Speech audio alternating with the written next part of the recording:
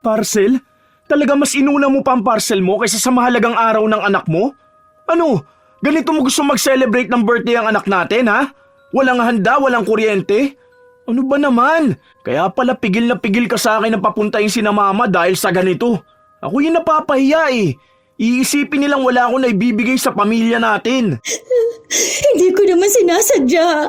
Dumating kasi yung mga parcel eh. Magagamit naman natin yun kapag nag 4 years old na si Choy Choy. Dahil para yun sa kwarto niya. Talagang mas inuna mo yung plano kapag 4 years old na siya kaysa ngayong 1-year-old siya? Nilaktawan mo pa talaga tong taon niya na to? Hindi ba napag-usapan na natin na tigilan mo na ang pag-order mo? Tantana mo na yung mga lintik na sale na free shopping na yan. Hindi ka naman yung binibigyan ng discount eh. Dahil binibigyan ka lang niya ng gastos. Ano ba naman? Ano ba? Tigilan mo na yung online shopping mo. Inilulubog lang tayo sa hirap niyang pagiging gastador mo. Ang mga misis ang karaniwang inaasahan sa pagbabudget ng pera sa bahay. Ngunit paano kung siya mismo ang magiging dahilan ng pagkakalubog ng pamilya? Gaya ni Roslyn na sobrang gastador. Binibili ang kahit na anong makikita niya kahit hindi naman niya ito kakailanganin. Dahil din sa gawaing hirap siyang talikuran, papataw sa kanya ang isang parusa. Magagawa niya pa kayang magbago? O dadamahin na lang niya ang sakit na dulot ng itim na kapangyarihan? Mahal, tingnan mo to oh. Ang mura ko lang to nabili. 20% off sila nung binili ko to. 850 original price niya tapos 680 pesos na lang binayaran ko. Free shipping din kasi. 'Di ba? Ang mura lang. Ano naman yan? Bakit nag-order ka na naman? Hindi bang sabi mo sa akin na iiwasan mo na ang panay order? Para saan ba yan? Magagamit ba natin yan dito sa bahay? Magagamit natin to pagdating ng panahon. Mura na kasi kaya binili ko na. Alam ko naman na kakailanganin din natin to. Nilalagay to sa aircon. Basta malalaman mo na lang kung para saan to kapag kinailangan na. Masasabi mo na lang na buti bumili ako. At least, di ba, nabili siya ng mura lang. Nakatipid ako ng 20% oh. Tapos yung shipping fee pa. Mahal naman. Di naman pala yan importante, binili mo pa. Hindi ka nakamura ng 20%. Alam mo nangyari? Napagastos ka lang ng 680 pesos na dapat ipandagdag mo sa grocery. Makakabili na yan ng pagkain ng anak natin eh. O kaya dagdag na sa bayad sa kuryente. Kung hindi naman mahalaga, wag mo nang bilhin. Hindi lahat na nakikita mong sale kailangan mong bilhin. Lalo na kung hindi naman natin mapapakinabangan. Ilan na ba mga gamit ang binili mo online na nakatambak lang naman dyan? Yung binili mong parang kulambo na hindi ko maintindihan, nagamit mo ba? Hindi naman, di ba? Ang mahal pa naman nun. Tapos ang katwiran mo sa akin na mas mahal presyo nun sa mall. Nandun lang yun nakatambak sa kabilang kwarto. Kasama ng mga pinagbibili mong walang kwenta. Yan, dagdag yan dun. Daig mo pang magpapatayo ng museo ng mga useless things eh. Grabe ka naman makapagsabi ng useless things. Hindi ko naman bibili ng mga yan kung hindi kailangan eh. Saka nung binili ko naman yun, naka-sale at naka-free shipping. Alam mo naman na hindi ako gagastos kung walang sale. Saka yung iba naman doon, nagamit na natin ha. Binili ko ang mga yon para in case na kailanganin natin yun. Hindi na tayo mahihirapan maghanap pa. At least, nandyan lang yun sa bahay natin. Ang sinasabi ko lang sa'yo na sana bawasan mo ang pagiging gastador mo. Hindi naman tayo mayaman para magbibili ng kung ano-ano eh. Kung hindi naman kailangan sa bahay, huwag ka na bumili. Huwag kang tumambay sa mga online shop na yan at magpabudol sa mga nagpo-promote ng mga walang kwentang bagay. Kasi sa totoo lang, kakahabol mo sa mga sale na yan, hindi ka nakakatipid eh. Nadadagdagan lang ang gastos natin. Parang sinasabi mo sa akin na huwag na akong maging masaya. Hindi yan ang sinasabi ko. Ang gusto ko lang gawin mo, huwag mong sobrahan ng gastos. Wala pa tayong ipon, mahal. Malapit na mag-1 taon ng anak natin. Anong ipangahanda natin, di ba? Tapos itong bahay, hindi pa to tapos bayaran. Naguhulog pa rin ako monthly. Hindi ko sinabi na huwag kang maging masaya. Ang gusto ko maging responsable ka sa paghawak ng pera natin. Kasi hindi natin alam kung hanggang kailan ako sa trabaho ko na to eh. Kung hanggang kailan ako magkakaroon ng pera pantustos sa lahat. Intindi mo naman ako, mahal. Sa hirap ng buhay ngayon, kailangan nating magtipid. Okay, sige. Hindi na lang ako bibili. Total, nagagalit ka naman sa akin eh. Pinapakita ko lang naman yung nabili ko na magagamit din natin. At kung paano ako naging wais sa pagbili ng mga gamit at pag-aabang ng sale. Hindi ko naman binibili kapag wala akong nakikitang sale. Lahat naman kinagagalitan mo, di ba? Okay, sige. Hindi na. Nagpatuloy si Roslyn na mag-inarte kahit pa ilang beses na siyang kinakausap ng kanyang asawa tungkol sa kanilang pagtitipid. Sa susunod na buwan kasi ay sasapit ang kaarawan ng kanilang anak at ang gusto ni Romeo ay magkaroon sila ng salo-salo dahil sakto na uuwi rin ang nakatatanda niyang kapatid galing sa ibang bansa. Nais niyang imbitahan ang mga yon. Napag-usapan na nila ng asawa ang tungkol sa handaan at nakakapagbigay siya ng dagdag na pera para sa magagamit nila. Malaki ang sinasahod ni Romeo kumpara sa mga normal na manggagawa dahil sa mataas din ang posisyon niya. At lahat ng pera niya ay hawak ng kanyang asawa. Wala naman siyang problema kung ang pera na hawak niya ay pamasahe niya lang papasok sa trabaho dahil pinaghahandaan naman siya ni Roslyn. Maalaga sa kanilang pamilya ang asawa. Mabait din ito. Ngunit ang isang katangian na hindi naaalis ni Roslyn ay ang pagiging magastos niya. Kahit na anong pigil ng asawa sa kanya, palaging nangangati ang kanyang kamay para bumili ng kung ano-anong hindi naman nila nagagamit sa pang-araw-araw na buhay. Isang araw, habang nasa bahay si Roslyn at katutulog lang ng anak niya, saka naman dumating ang rider na nagdadala sa kanya ng mga pinamili niya. Yun, sakto, dumating ka na. Kayo na pa kita hinihintay eh. Uy, ayos ah. Ang pogi mo ata ngayon. Bagong gupit ka ah. Oh, baka hindi ko lang napansin kasi ngayon mo lang ulit hinubad ang helmet mo. Magkano nga ulit yan? Wait lang ha. Eto. Sa'yo na sukli. Tip ko na yan. Gusto mo ba ng tubig o juice? Mukhang pawis na pawis ka kasi. Ang init pa naman sa kalsada. Kawawa ka naman. Sandali ha. Kukuha ako. Matapos mabigyan ng inumin ni Roslyn ang rider, dumating naman ang kanyang ina. May dala itong isang plastic na mukhang naglalaman ng pagkain. Oh, ano yan? Bakit ang dami yatang dumating na parcel? Ang laki pa nito oh. Mga nabili ko sa online ma. Umabot kasi ako sa 3.3 sale niya eh. Free shipping pa lahat. Teka, bakit pala kayo napasyal dito ma? Ano yung dala mo? Bumili ako ng pasalubong para sa apo ko. Nasaan pala si Romeo? Nasa trabaho niya ma. Bukas pa naman day off noon eh. Dito ba kayo matutulog? Hindi, napadaan lang ako. Dahil siningil ko si Melay Kulot. Ito pala bigay mo kay Choy Choy. Sige, mamaya kakatulog niya lang eh. Magbubukas muna ako ng parcel. Nakatingin lang ang ina ni Roslyn sa kanya habang binibitbit niya ang mga parcel na dumating. Inisa-isang buksan nito ang pinamili niya at doon napansin ng kanyang ina na walang kwenta ang mga yun. Ano ba naman yung mga pinagkakagastusan mo, Roslyn?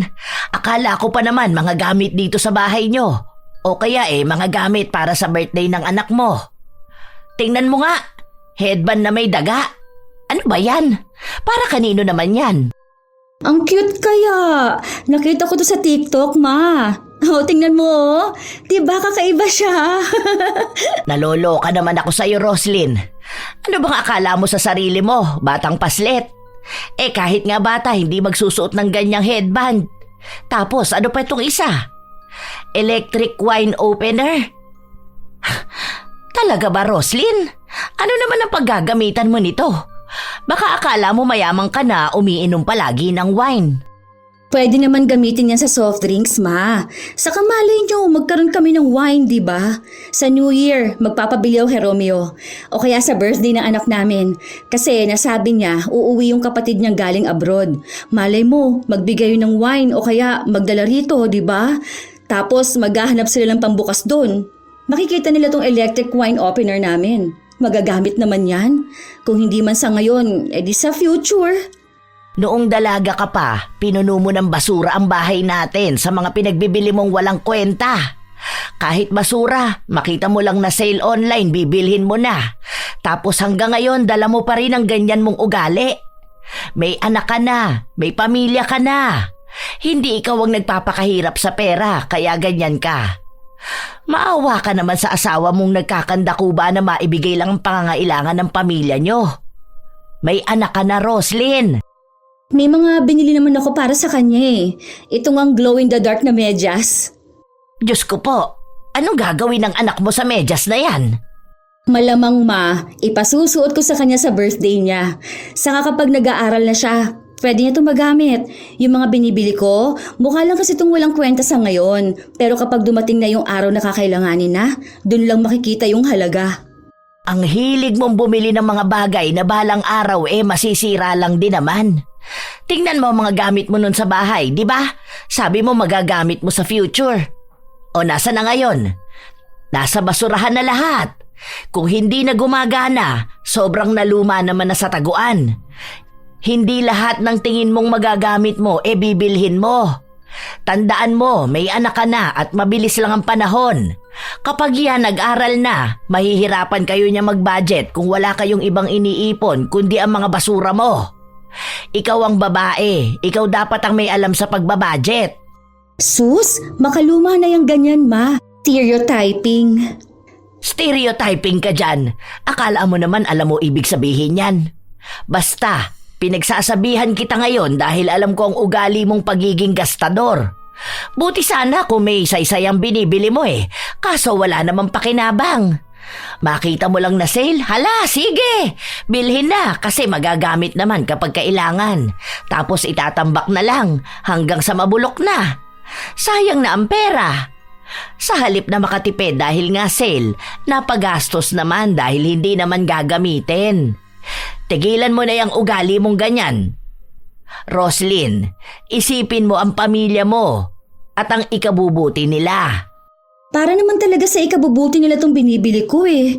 Tingnan mo tong mga to Magagamit to ng anak ko kapag nasa high school na siya. Ay nako, ako ang nai-stress sa sobrang advance mo mag-isip. Mag-iisang taon pa lang ang anak mo, bumili ka na ng gamit niya pang high school.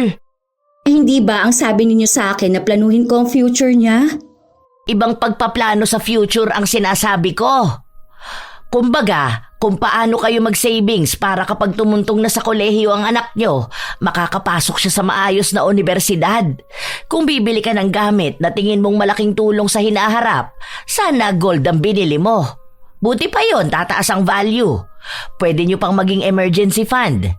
Ay ang mga gastos mo, hindi mo naman yan maibebenta ng mas mahal kapag dumating ang araw. Ngayon pa lang, mababa na ang value niyan at basura na yan sa future. Kahit pang emergency fund, hindi mo yan magagamit. Dahil sino bang gustong bumili ng walang kwentang bagay, ha? Maliban sa'yo. Si mama naman Kasiyahan na nga lang din to ng tao. Kasiyahan yan sa mga nagbebenta dahil may nabubudol silang tanga na kagaya mo. Hay! Nai-stress ako sa'yo. Gusto ko ipalo sa ulo mo yung mga pinamili mo Makauwi na nga at baka makatikim ka pa sa akin. Kawawa ang asawa mo sa'yo.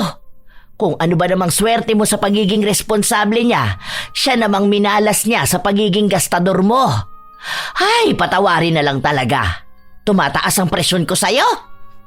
Agad na ring umalis ang ina ni Roslyn at wala siyang ibang naging pakialam maliban sa patuloy na pagbubukas ng mga pinamili niya. Bago umuwi ang asawa niya, itinago niya ang mga yon sa kabilang kwarto. Wala siyang ibang iniwan na ebidensya na maaaring magpakita na may mga binili na naman siya.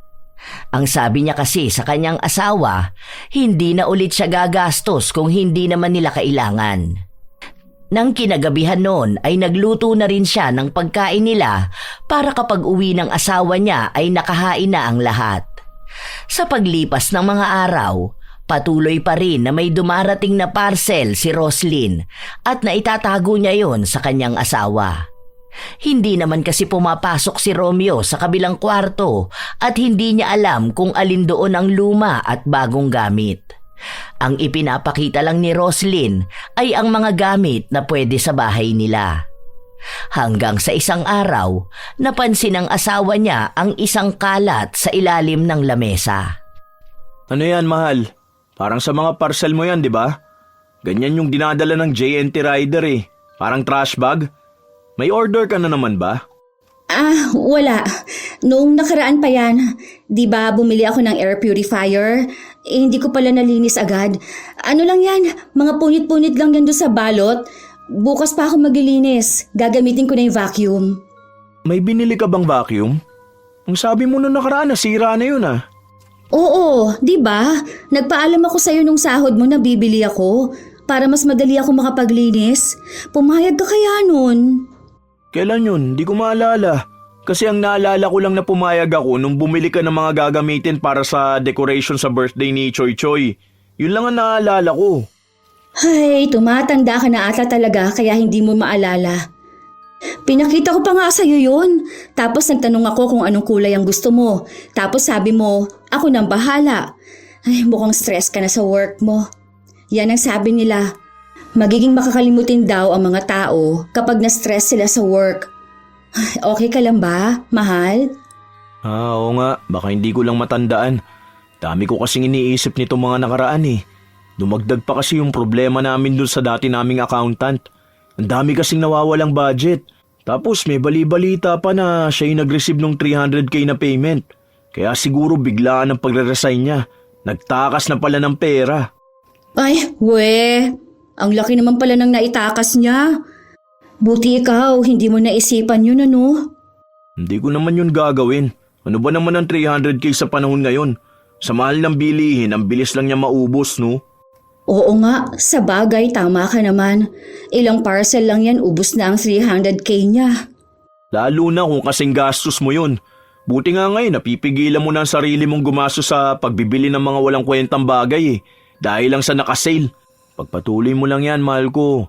Hayaan mo sa susunod kapag na-promote na ako sa mas mataas na posisyon, bibigyan kita ng budget pang parcel mo. Pero bawal lumagpas sa budget ha. Ay, talaga ba? Salamat mahal ko. Kaya love na love kita eh. Halika nga, imasahe kita. May binili akong pang-massage dyan. Bumili ka? Matagal na yun, hindi ko lang nilalabas. Mahusay na naitago ni Roslyn ang kanyang pagiging magastos dahil napaniwala niya ang asawa niyang hindi na nga siya naglalabas ng pera. Pero ang totoo, maya't maya ang dating ng parcel niya, pero dahil kakilala niya ang rider, napapakiusapan niya ito na huwag dadalhin sa bahay nila kapag naroon ang kanyang asawa. Madali naman silang kausap, lalo pat malaki rin naman ang lagay. Ilang araw pa ang lumipas, palapit na ng palapit ang kaarawan ng kanilang anak. Ang dami nilang plano. Simple lang naman ang handaan at sila-silang pamilya lang ang pupunta roon, kaya hindi na nila kailangan na maghanda ng sobra-sobra. At ang plano nila ay ang ina ni Roslyn ang magluluto dahil masarap itong maghanda ng pagkain. Pumayag din naman si Dolores dahil apo niya naman ang magdiriwang ng kaarawan. Isang araw, may kumatok sa bahay nila at ang akala ni Roslyn ay ang rider na magdadala ng kanyang parcel. Disconnection letter para sa kuryente? Hala, oo nga, nakalimutan ko na tong bayaran. Naku po, paano kaya to? Pwede naman po sigurong 1 buwan lang muna ang bayaran ko, ano? Para hindi kami maputulan. May baby kasi kami eh. Sinabi lang sa kanya na bayaran na lang niya bago dumating ang araw na nakasulat dahil kung hindi ay baka maputulan na nga sila ng kuryente.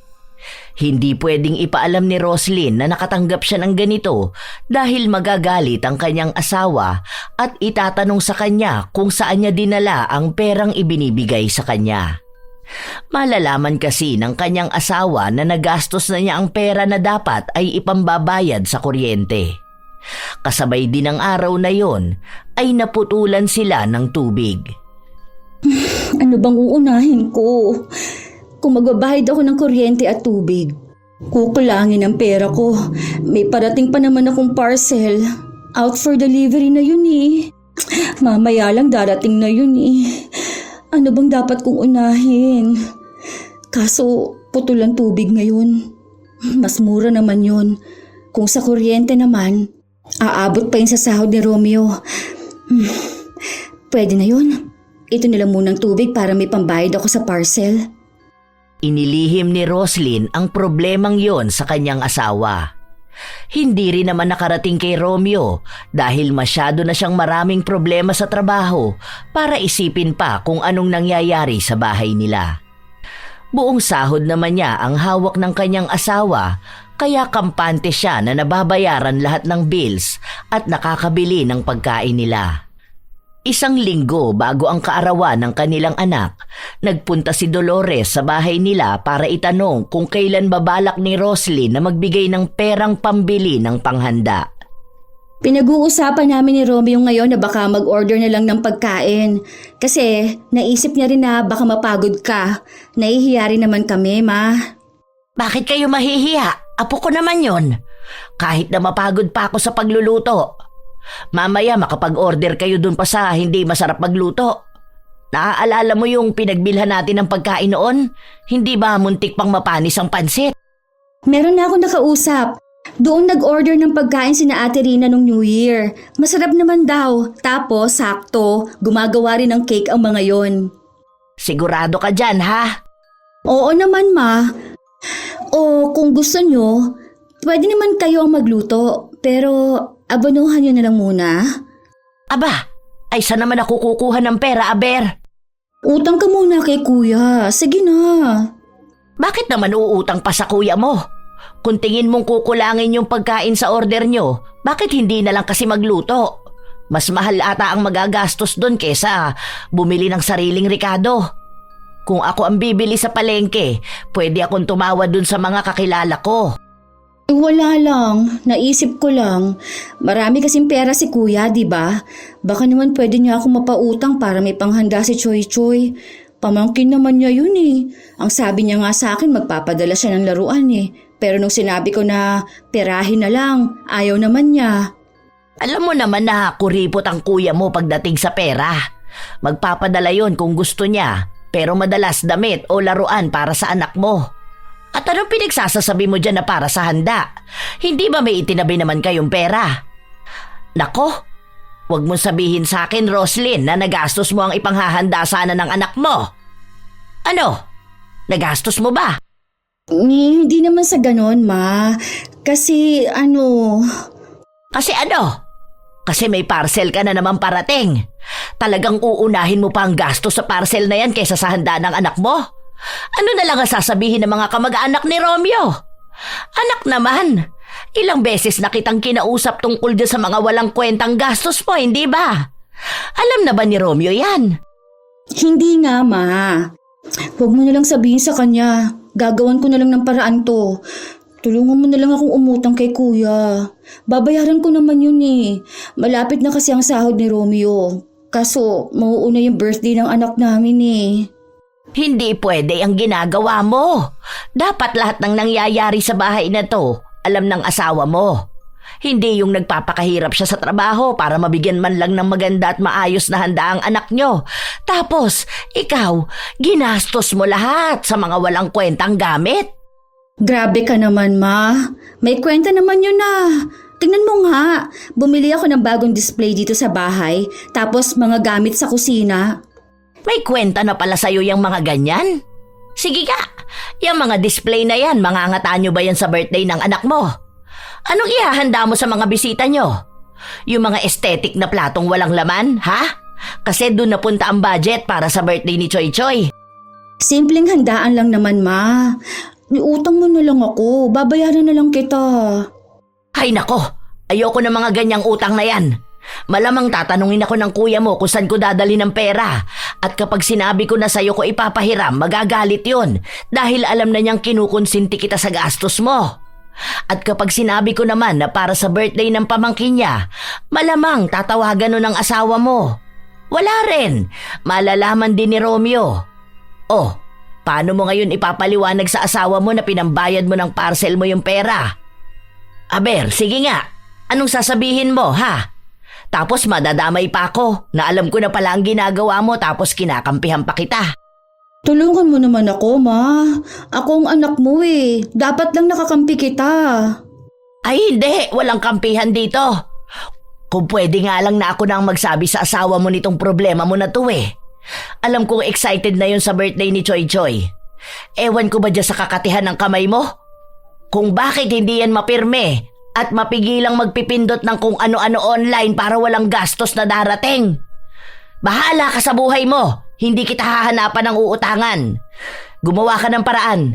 Kung gusto mo, isanla mo yung ATM ng asawa mo. Naisanla ko na nga eh.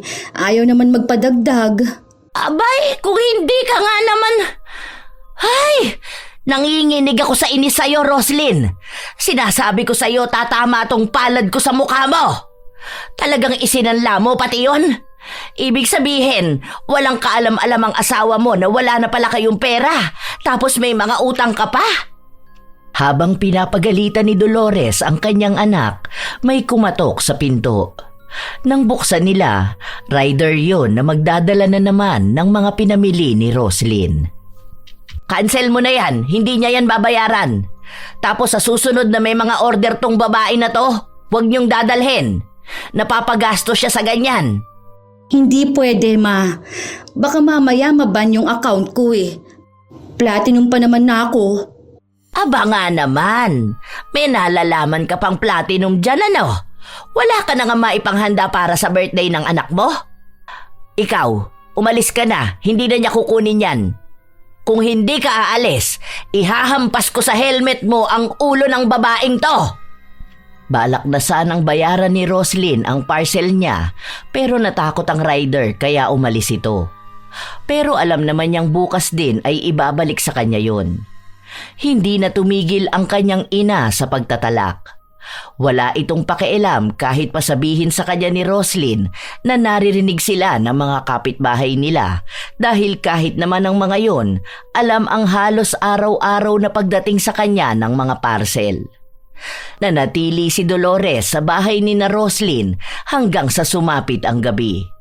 Siya ang nag-aalaga sa kanyang apo at awang-awa siya rito dahil sa maaaring nakakalungkot na kaarawan nitong darating. Ilang sandali pa ay dumating na si Romeo. Kinakabahan si Roslyn dahil baka biglang magsalita ang kanyang ina at isumbong ang napag-usapan nila. Oh, ma, nandito ka po pala. Kanina pa kayo? Oo, kaninang umaga pa. Nagluto na pala ako ng pagkain nyo. Sige na, mukhang pagod na pagod ka eh. Ako na ang magbabantay kay Choy Choy. Kumain na po ba kayo? Oo, kanina pa. Pauwi na rin naman ako. Napasyal lang ako rito para dalawin ang taba Choy Choy na baby na to. At para itanong na rin sa asawa mo kung kailan ko makukuha ang budget para dun sa iluluto ko. Okay po. Naibigay naman na po ba? Mamaya na natin pag-usapan yan, mahal. Tara na, kumain na muna tayo. Nakahain na dun oh. Akin na nga tong bag mo. Ano ba yan? Pawis na pawis ka naman.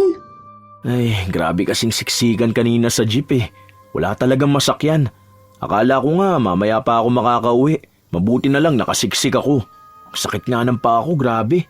Kalahati lang yata ng puwet ko nakaupo eh. Grabe, kawawa ka naman Romeo. Mas maganda sana kung bibili ka na ng motor mo kaysa nakikipagsiksikan ka sa jeep. Dagdag pa yan sa oras mo eh. Sa halip na nagpapahinga ka na sa bahay nyo, maghihintay ka pa ng matagal para lang makasakay. Tapos kapag binalas ka pa, halos kalahati na lang ng puwet mo ang nakaupo. Yan na nga po ang susunod na plano, ma. Papatapusin lang muna tong birthday ni Choy Choy. Tapos po, saka ako kukuha ng hulugan ng motor. Konting tiis lang po. Talaga kasing di pa po bayad tong bahay eh. Ayoko naman po na magpatong-patong ang hulugan ko. Baka wala na akong maibigay para dito sa bahay. Grabe ka talaga Romeo. Sana yan din ang naiisip ng asawa mo ano? Yung para sa pamilya nyo at hindi para sa kalat at walang katuturang gamit. Ha? Anong ibig mo sabihin, ma? Wala yan, mahal. Alam mo naman ang mga matatanda kung ano-ano mga pinagsasabi, di ba? Para lang sa mga mag-asawa na advice, ganun. Ay, tara na, kain na tayo, kaya na pa ako nagugutom eh. Hinintay kasi talaga kita eh. Hubarin mo na lang muna itong uniform mo para hindi ka matuyuan ng pawis. Ang sarap ng luto ni Mama. Mabilis na nalihis ni Roslyn ang isipan ng kanyang asawa sa mga pinagsasabi ng kanyang ina. Habang kumakain sila, bigla na namang nabanggit ni Romeo ang tungkol sa perang gagamitin para sa handa ng kanilang anak.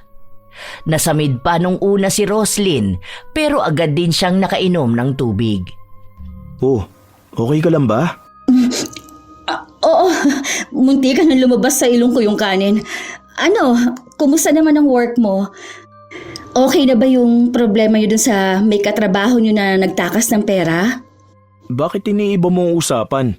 Kanina ka pa pabalik-balik ng tanong dun sa nagtakas ng pera. Pero hindi mo sinasagot yung tanong ko tungkol sa ipapaluto kay Mama. Wala, nagtatanong lang naman ako. Saka yung sa ipapaluto natin kay Mama, di ba? Napag-usapan naman na natin yun. Bukas ko pa maibibigay sa kanya yung pera eh. Saka sa Monday pa naman yun eh. Ilang araw pa naman oh. Iniisip ko kasi baka biglang magastos ni Mama yung pera. Di ba? Kung bukas naman siya bibili, ang aga pa. Baka masira lang. Napag-usapan naman namin yun ni Mama kanina. Basta yung sakto lang ay ipapaluto mo ha. Yung sa atin lang. Kasi ang pupunta sa birthday ni Choy Choy si Mama, Papa, Ate at yung bunso kong kapatid. Tapos sa inyo naman si Mama tapos si Cheska pupunta rin kamo. Pero kapag tapos pa ng klase niya, tayo-tayo lang naman eh.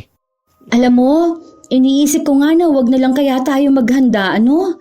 Kasi first birthday naman yun. Hindi naman maaalala ni Choy Choy yung handa natin eh. Kahit ano na lang, luto na lang ako ng pansit. Tapos sabihin mo kina Mama at Ate na saka na lang sila bumisita. Kasi mukhang may mga pupuntahan pa ata sila mga kamag-anak nyo eh. Bakit? Simple lang naman ang ipapaluto ah. 2 putahe ng ulam tapos palabok, puto tapos yung cake. Yun lang naman 'di ba? Family dinner lang naman yun eh. Yung pasok lang sa budget natin. Hindi naman kailangan ang grande dahil tayo lang naman talaga. Tapos picture ganun. 1 beses pa lang kasi nakita ni ate si Choy Choy nung kapapanganak mo lang.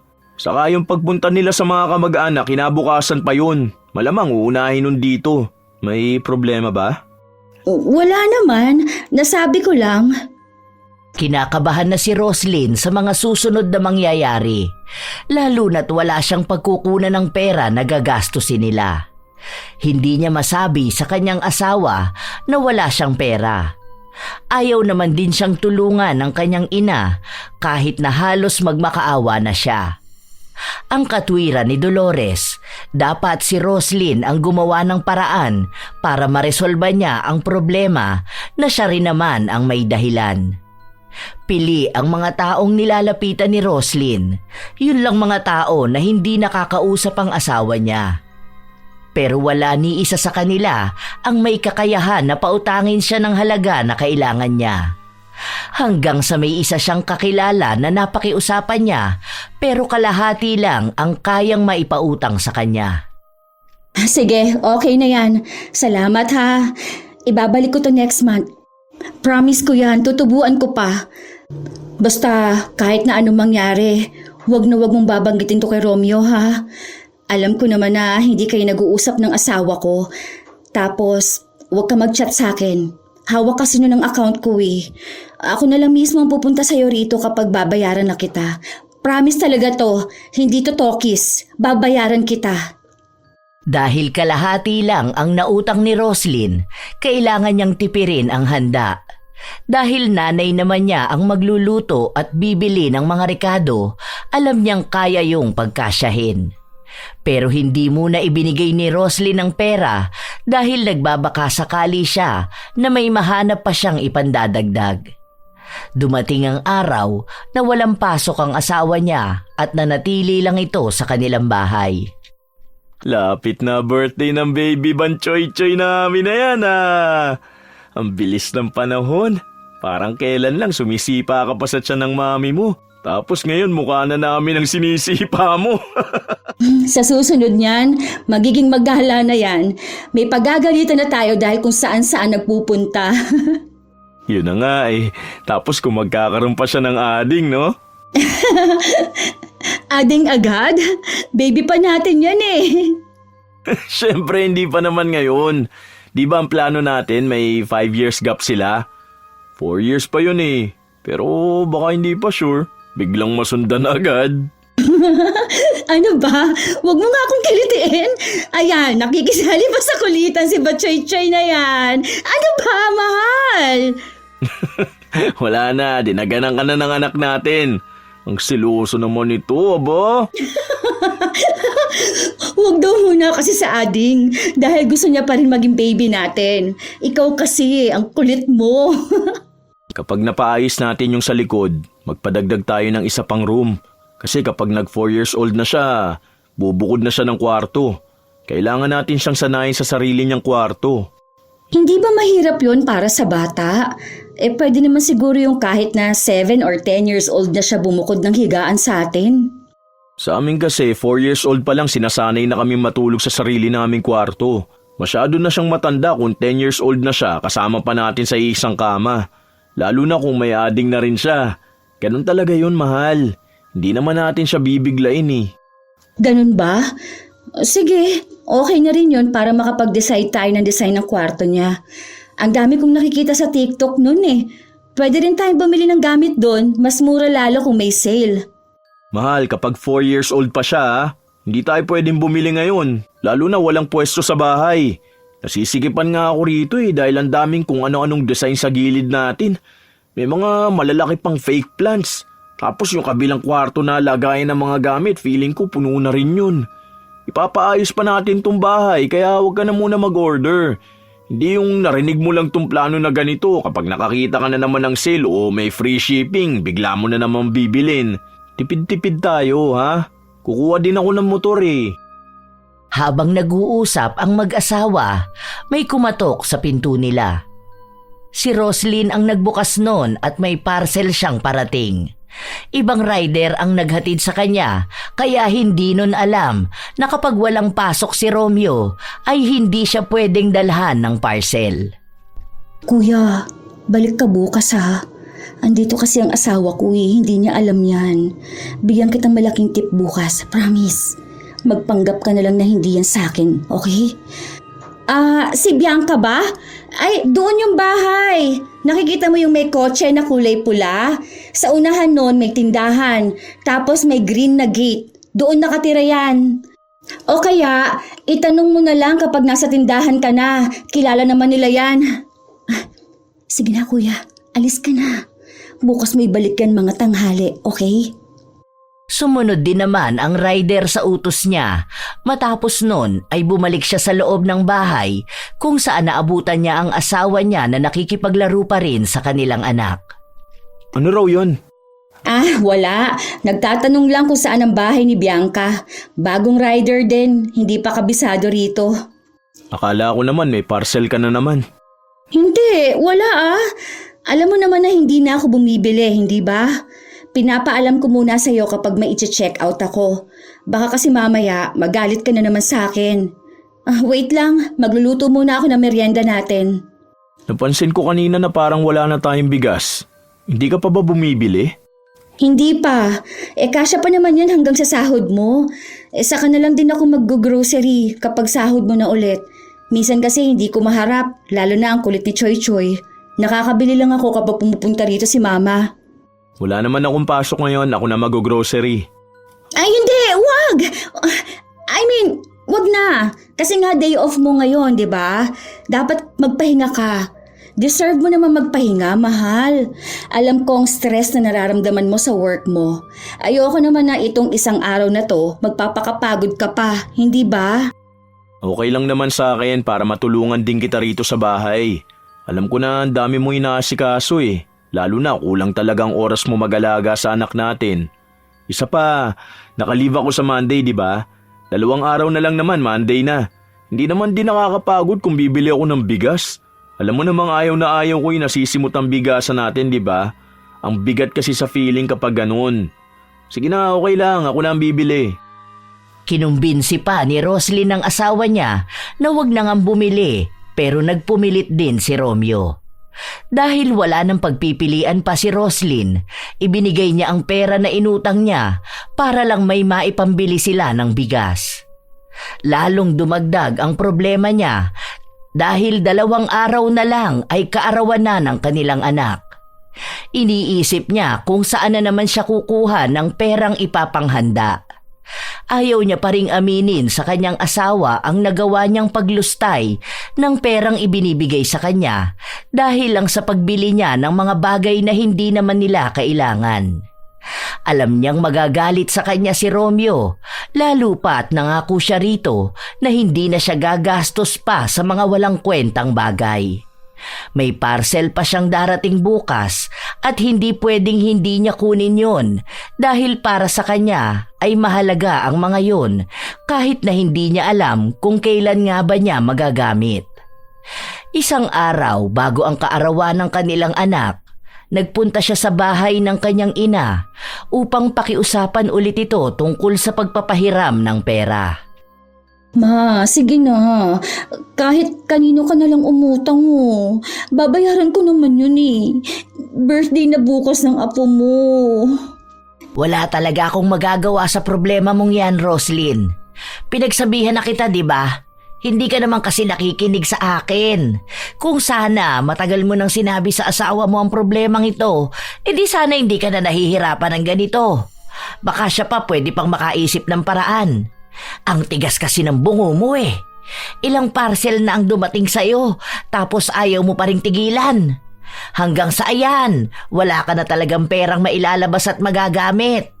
Kung ako sa'yo, sabihin mo na yan sa asawa mo dahil baka bukas mag-expect siya na may handa si Choy Choy. Tapos ang maabutan lang nila sa bahay nyo ay bahaw na tinirikan ng tig-5 pisong kandila na gamit nyo kapag brown out. Hindi naman pwede yung ganun, ma. Magagalit sa akin yun eh. Lalo na uuwi yung ate niya. Tapos yung mama at papa niya pupunta pa sa bahay. Aba, mas maganda yata yun para malaman nila ang kalagayan nyo. Bahala ka na sa buhay mo. Hindi kita matutulungan. Maging masama na lang akong ina para sa'yo, pero kapag ganyang problema na ikaw ang may kagagawan, dapat lang na ikaw ang humarap niyan. Hindi pwede yung sa tuwing gagawa ka ng kalokohan sasaluhin kita. Matanda ka na, may pamilya ka na, kaya umakto ka bilang asawa, hindi bilang pabigat na gastador ng pamilya.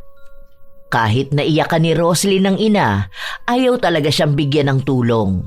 Palagi lang sinasabi sa kanya na sabihin na kay Romeo ang tunay na nangyayari. Dahil kung hindi niya raw kaya, ang kanyang ina na lang ang magsasabi. Pero ayaw ni Roslyn. Kaya wala na siyang ibang nagawa kundi ang tanggapin na mag-aaway sila ni Romeo kapag nalaman nitong wala na nga silang kapera-pera. Kinabukasan ay maagang nagising si Roslyn, hindi dahil sa kanyang aasikasuhin, kundi dahil sa problema na alam niyang mangyayari mamaya. Ang aga mo, mahal. Gising ka na pala. Oo, di ba susunduin ko sina mama? Okay ka lang ba? Masama ba ang pakiramdam mo? Oo eh. Parang ang bigat ng katawan ko ngayon. Nahihilo rin ako.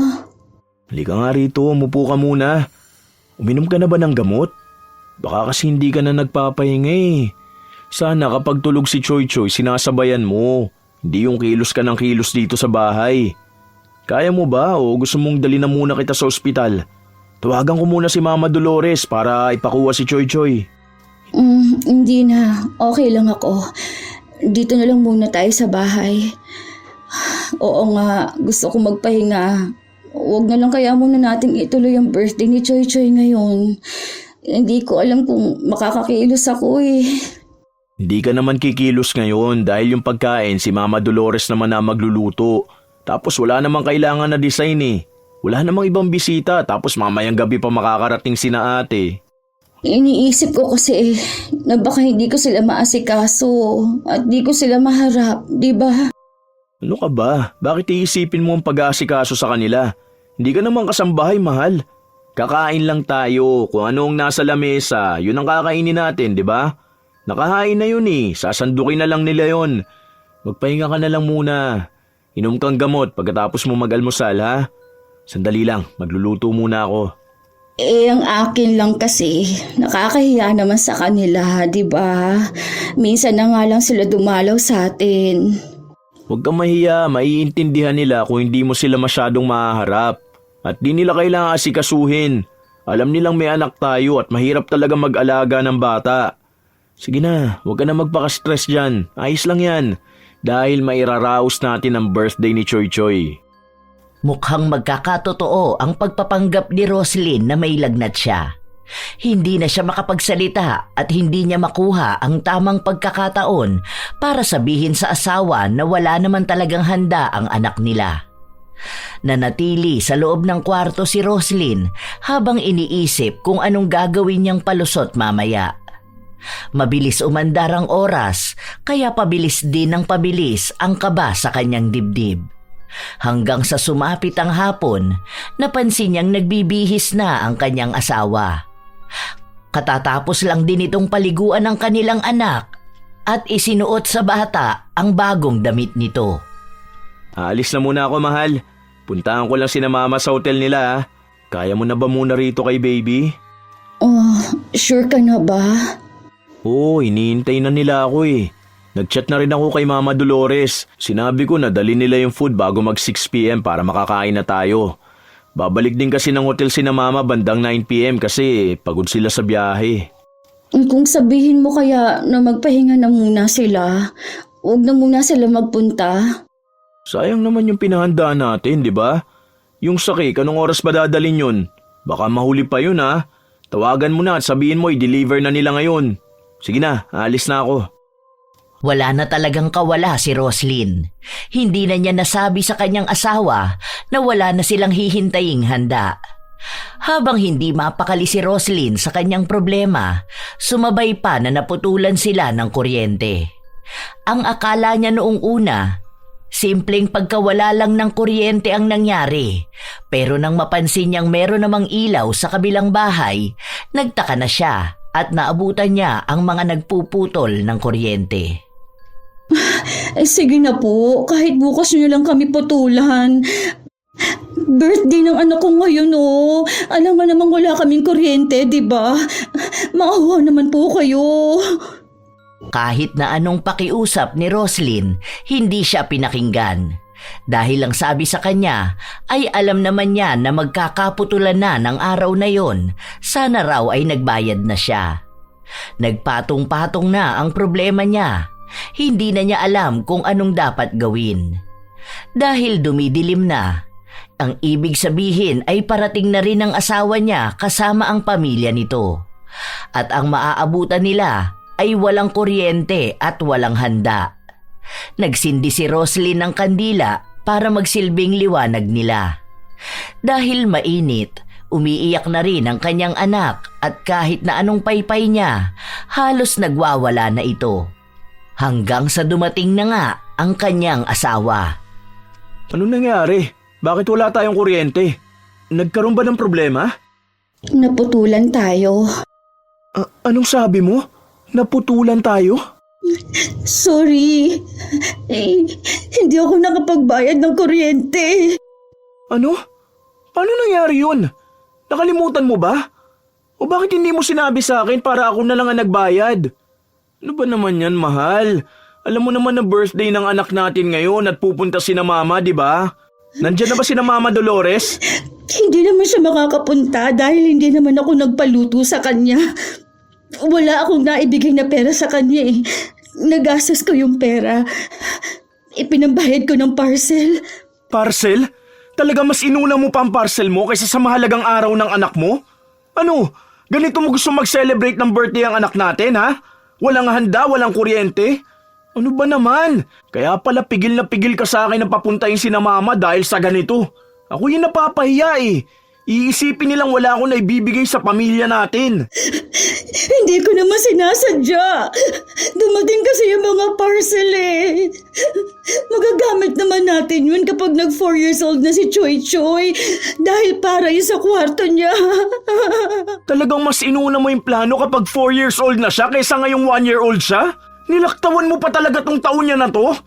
Hindi ba napag-usapan na natin na tigilan mo na ang pag-order mo? Tantanan mo na yung mga lintik na sale na free shopping na yan. Hindi ka naman yung binibigyan ng discount eh. Dahil binibigyan ka lang niya ng gastos. Ano ba naman? Ano ba? Tigilan mo na yung online shopping mo. Inilulubog lang tayo sa hirap ng pagiging gastador mo. Hindi na napigilan ni Roslyn na maiyak dahil yun na lang naman ang kaya niyang gawin. Kahit naman anong sabihin niya, magagalit pa rin naman ang kanyang asawa. Inawat na lang si Romeo ng kanyang ate at sinabi na wala na rin namang magagawa ang galit at away nila. Nangyari naman na raw na magastos ang pera at pwede nilang pag-usapan yon ng silang dalawa lang. Gusto pa rin ang ate ni Romeo na ituloy ang kaarawan ni Choy Choy at siya na lang ang sasagot nun. Dahil walang kuryente sa bahay nila, doon muna sila sa hotel magpapalipas ng gabi. Naaawa rin kasi sila sa bata na hindi makakatulog sa mainit at malamok na gabi. Nagpunta rin si Dolores sa hotel, bit-bit ang niluto niyang pansit. Tumawag kasi sa kanya ang kanyang balae at sinabi na sumunod na lang siya roon. Mabuti na lang, mabait ang pamilya ng asawa mo, ano? Kasi kung ako yan, nako, sinampal na kita. Kung sana kasi tinulungan mo akong makautang. Aba, sa akin pa napunta ang sisi ha. Kung sana pinigilan mo yung kaka-order mo, edi sana may kuryente pa kayo. Kasalanan mo yan, sana matuto ka na dyan sa nangyari sa'yo. Huwag kang manisi dyan. Hindi mo pa sinabi sa asawa mo hindi pa kayo niyan tapos, mag-uusap pa kayo niyan. Pinalampas lang tong birthday ng anak nyo. Aba, ewan ko na lang talaga kung magpapatuloy ka pa sa panay check-out mo. Ano pa kayang reaksyon niyan kapag nalaman niyang nakasanla ang ATM niya, tapos may mga utang ka pa? Ay good luck talaga sa'yo. Ay nako, makauwi na nga. Baka wala na akong masakyan na jeep eh. Inilapag ko pala dun yung regalo namin para kay Choy Choy ha. Magagamit niya yun ngayon. Hindi na kailangang hintayin na mag 4 years old siya. Kinabukasan, maaga ring bumalik sa bahay nila ang mag-asawa. Dahil wala silang pera para maipakabit ang kuryente, nag-abot ang ate ni Romeo. Ayaw niya pang tanggapin yun nung una dahil nahihiya siya. Hindi sila sinanay ng mga magulang nilang umaasa sa kapatid, pero dahil kailangan nila ng tulong, kaya kinuha niya rin yun. Hindi sila nagkikibo ang mag-asawa hanggang sa nakauwi sila sa bahay. Hindi rin muna pumasok sa trabaho si Romeo dahil gusto niyang pag-usapan nila ang mga nagiging padalos-dalos na paggastos ng kanyang asawa nang hindi niya alam. Sabihin mo na lahat. Ano pa mga pinagkakautangan mo? Baka magulat na lang ako, may dadakip na sa yung pulis dito. Mag-order ka na magagamit mo sa kulungan. Mukhang magagamit mo yung sa future. Baka may sale sila. Sorry na nga. Hindi ko kailangan ng sorry na yan. Ang tinatanong ko kung ano pang mga utang mo.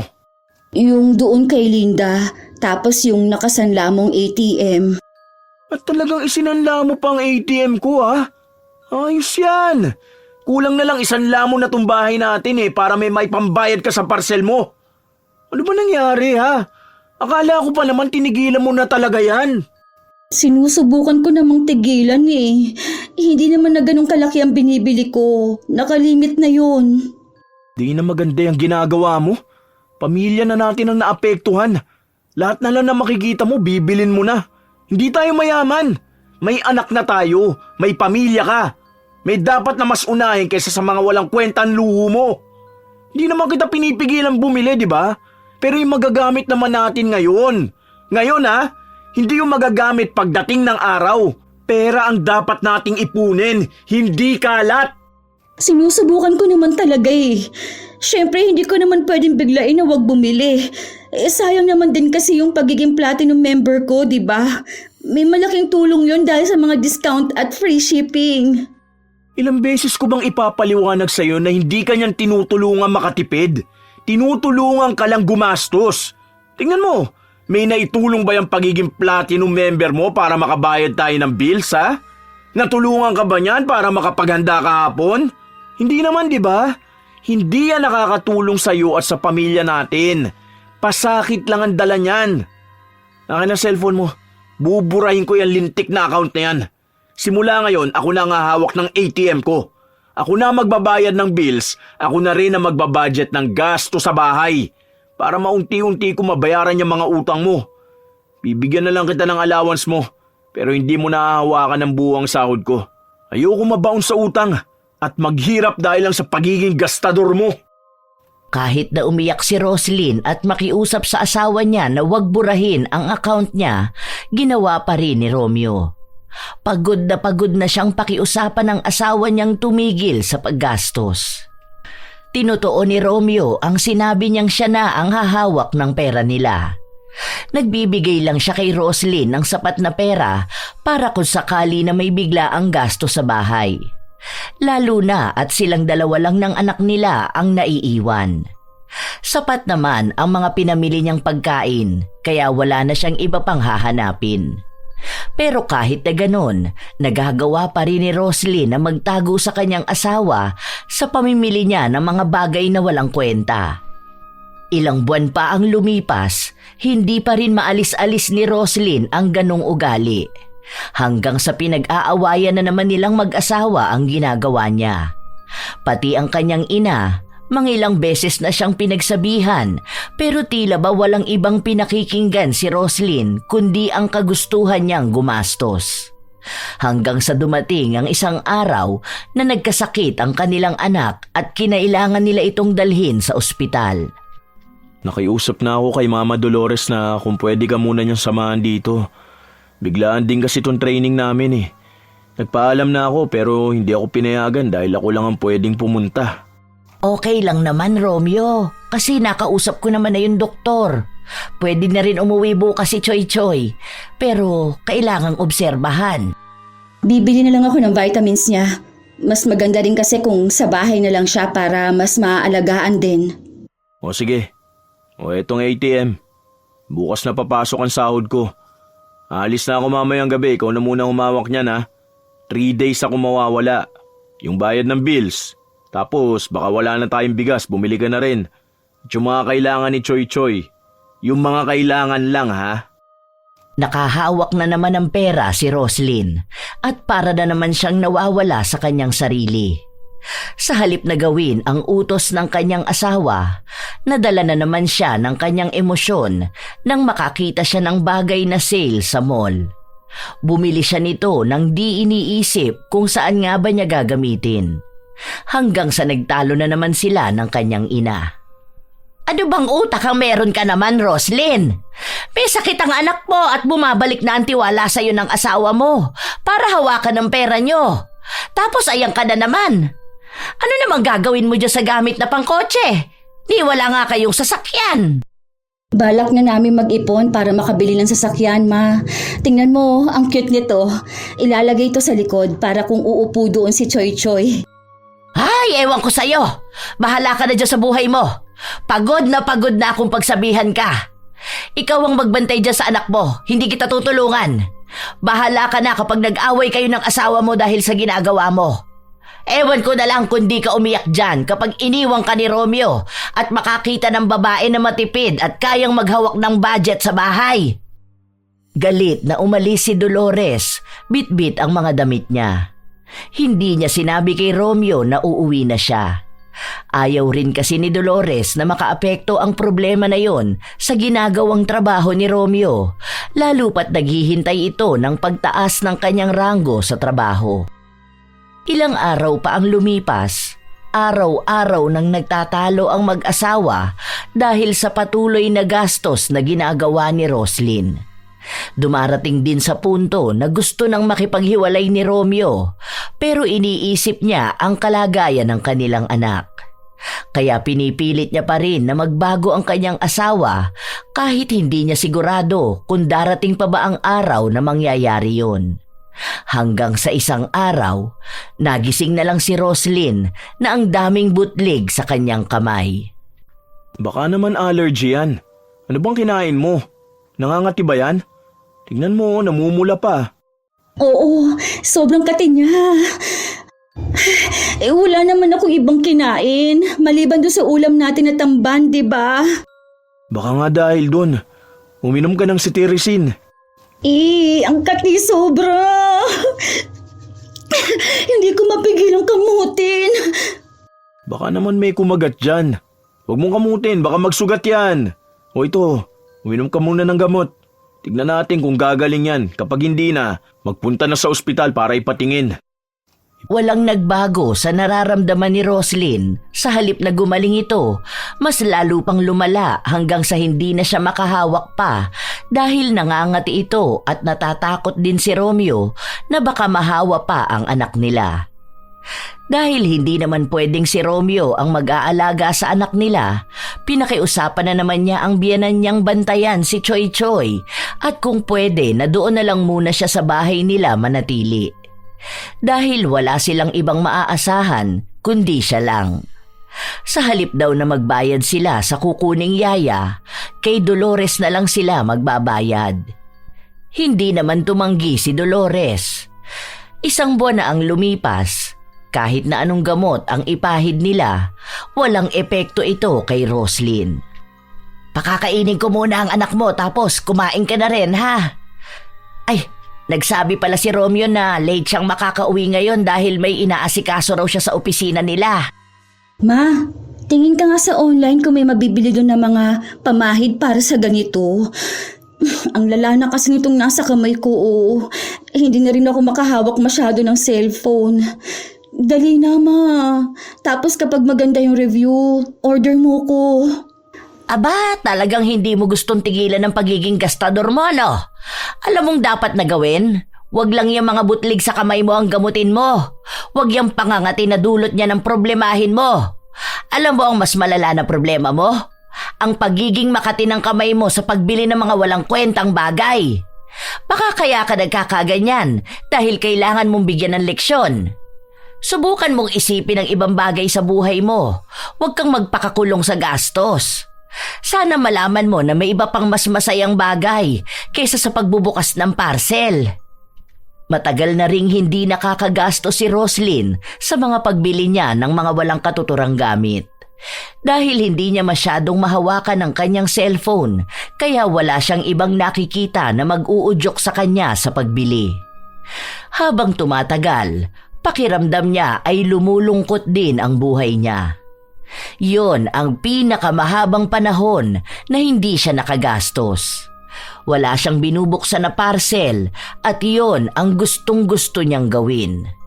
Dahil paano nga ba niya magagawa yon kung kahit sarili niya hindi niya mahawakan dahil sa nangyayari sa kanyang kamay? Habang walang pasok si Romeo, nasa kwarto siya kasama ang kanyang asawa. Papasalo ko na lang tong bahay. Tapos kukuha tayo nung upa na kahit maliit lang, swak naman sa budget natin. May nakita na akong bahay pero hindi kasya lahat ng gamit natin eh.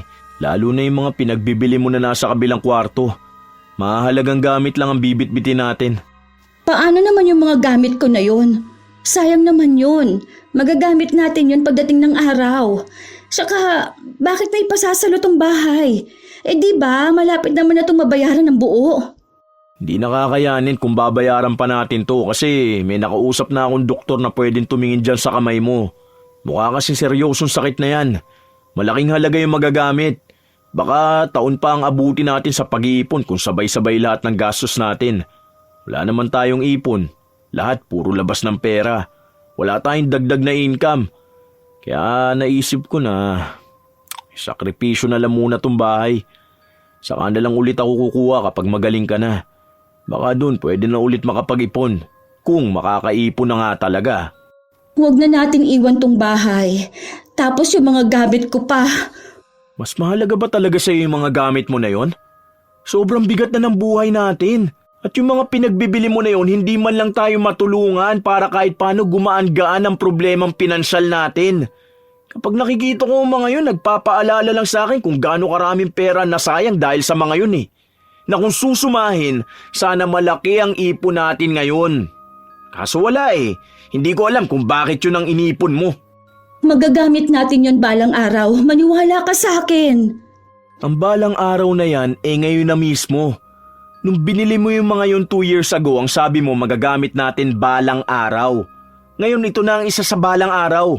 May nagamit ba tayo? Wala naman, di ba? Kasi ikaw lang ang nag-iisip na magagamit yun dahil lang sa sale yun. Mahal, pagod na akong paulit-ulit na sabihin sa yung hindi lahat ng tingin mong kailangan mo talaga. Bago mo pagkagastusan, pag-isipan mo mabuti. Dahil lahat ng gastos mo sa walang kwentang bagay, malaking epekto sa atin. Hindi tayo matutulungan ng walang kwentang bagay balang araw. Ang gagawin niyan, pahihirapan lang ang buhay natin balang araw. Yun ang totoo. Hindi na alam ni Roslyn kung ano ang sasabihin niya, lalo pat baka sa itsura ng kanyang asawa ang pagod na nararamdaman nito. Pasan niya ang lahat ng problema. Sa trabaho, sa bahay nila, sa gastos at lalo na sa kanya. Doon niya lang unti-unting napagtatanto ang mga pagkakamaling nagawa niya. Naging tahimik lang si Roslyn, naghihintay ng mga susunod na gagawin ng kanyang asawa. Hindi pa sila nakakalipat ng bahay pero pinipili na ni Romeo ang mga dadalhin nilang gamit. Pili nga lang ang mga yon at itatapon na ang mga luma at di naman nila mapapakinabangan. May panghihinayang kay Roslyn lalo na't naiisip niya ang perang pinambili niya roon. Naisip niya na tama nga sila. Sa mga walang kwentang pinagbibili niya, ginawa niyang basura ang pera nila. Isang araw, nakatulala lang si Roslyn sa loob ng kanilang kwarto hanggang sa pumasok ang kanyang ina. "Oh, bakit nakatulala ka naman dyan? Huwag mo sabihin na nag-iisip ka na kung paano ka mag-o-order online. O may out for deliver ka ngayon?" Hindi, Ma. May iniisip lang ako tungkol sa mga sinabi ninyo sa akin. Ngayon ako awang-awa talaga sa asawa ko. Kasi yung puyat niya, pagpapakahirap pumasok sa trabaho, at yung mga stress niya, lahat yun, ginawa ko lang basura. Kasi yung pera na dapat na sa magandang future namin at ng anak namin, ginastos ko nang hindi man lang nag-iisip. At bakit naman bigla mo yang naisip, ha? Kasi itong bahay na to, na hinuhulugan niya at ilang pawis ang binuhos niya para makuha to. Tatalikuran niya para lang mapagamot niya ako. Iniisip niya na gagaling ako. Kahit pa masakit sa loob niyang bitawan tong bahay namin. Tapos ako, wala akong ibang inisip kundi kung paano ko itatago sa kanya ang mga parcel ko. Ang problema ko lang kapag nauubusan ako ng voucher para makakuha ng free shipping. Ang asawa ko, pinoproblema kung paano niya kami mabibigyan ng komportableng buhay. Ako naman ang may dahilan ng problema niya dahil dito sa nangyari sa kamay ko. Alam kong hirap na siya sa trabaho niya. Tapos uuwi siya sa bahay na nahihirapan din sa sitwasyon ko. Wala man lang akong naitulong sa kanya. Puro sama na lang ng loob ang bitbit ko. Puro na lang problema. Mabuti naman at alam mo na ang maling nagawa mo. Alam mo anak, ang swerte mo sa asawa mo. Kasi hindi lahat ng babae makakakilala ng kagaya ni Romeo. Tapos ang ginagawa mo lang, sinasagad mo yung pagmamahal niya sa'yo. Awang-awa rin ako sa kanya dahil ilang beses na siyang umiyak sa akin. Dahil hindi na niya alam ang gagawin sa'yo. Kung paano niya kakausapin na tulungan mo naman siyang mag-ipon o kumilos para sa kinabukasan ninyo. Hindi kanya pinapagtrabaho dahil gusto niyang maalagaan mo ang anak niyo. Pero hindi naman ibig sabihin nun hindi mo na siya tutulungan para sa pinansyal niyo. Tandaan mo, ikaw ang misis niya.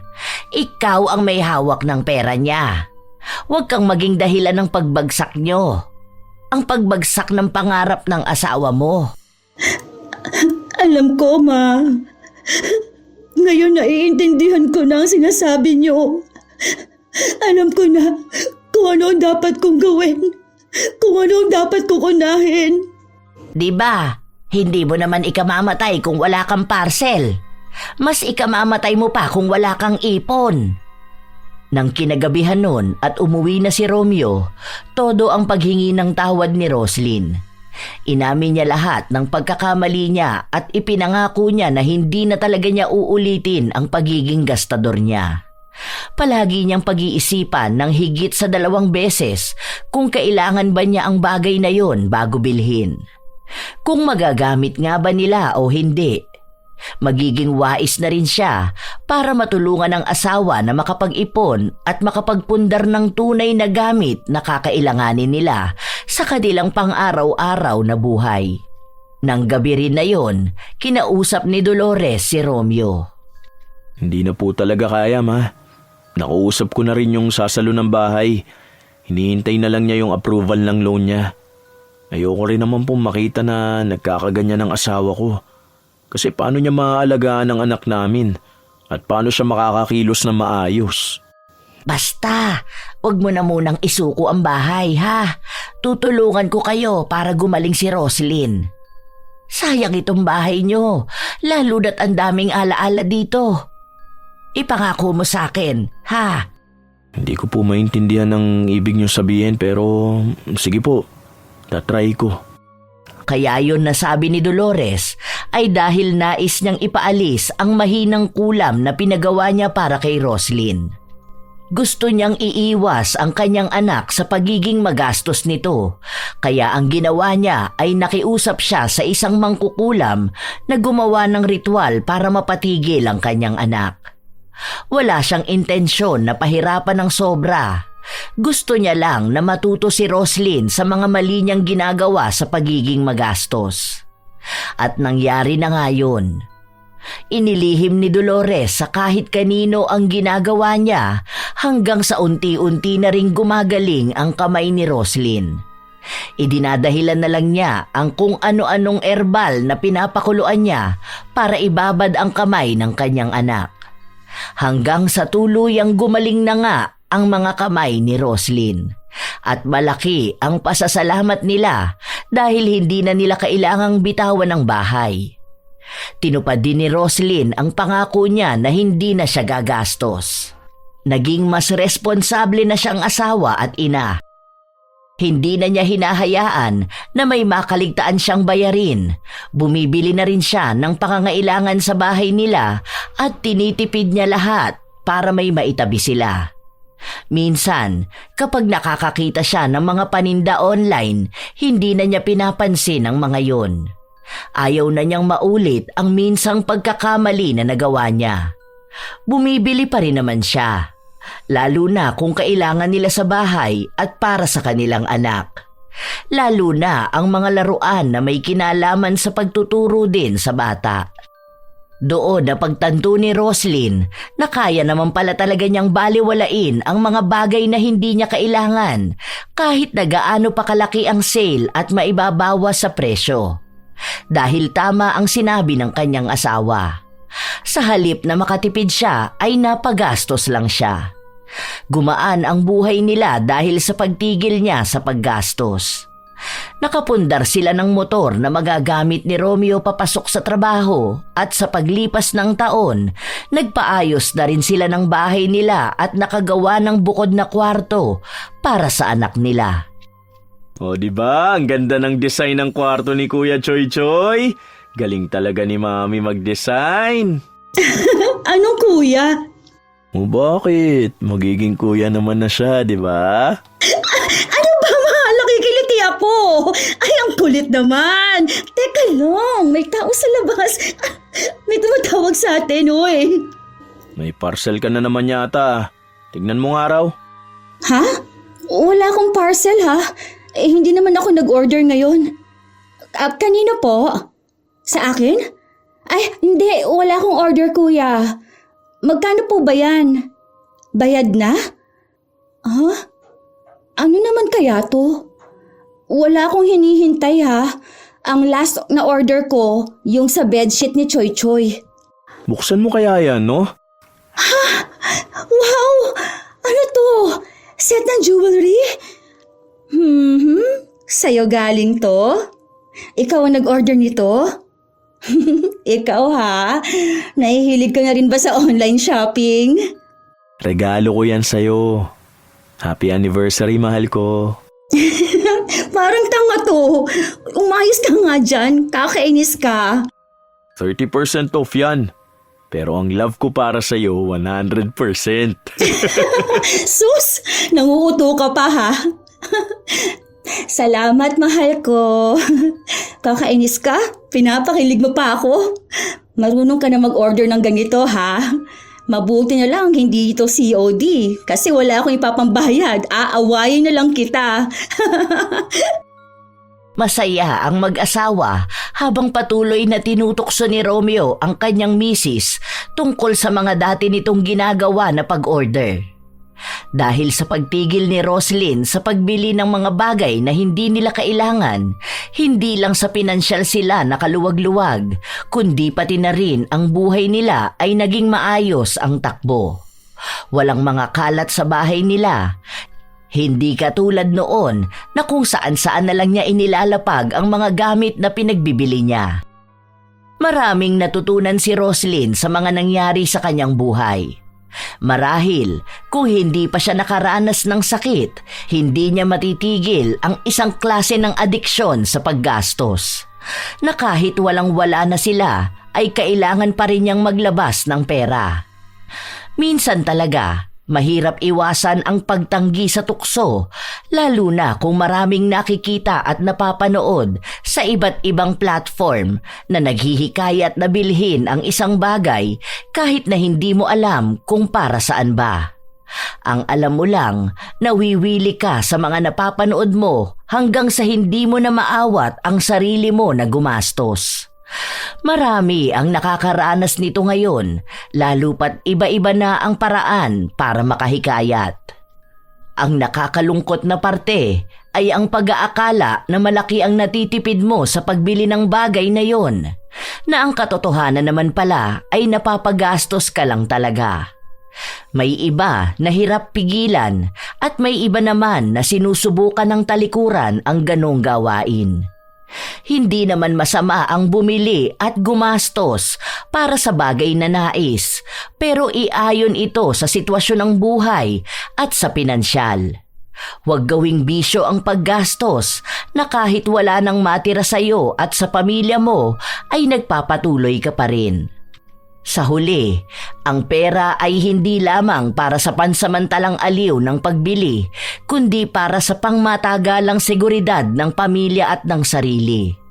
Ang pagiging wais sa paggastos ay hindi nangangahulugang ipinagkakait mo ang sarili mo sa kasiyahan, kundi natututo kang pumili ng tamang panahon, tamang bagay at tamang halaga.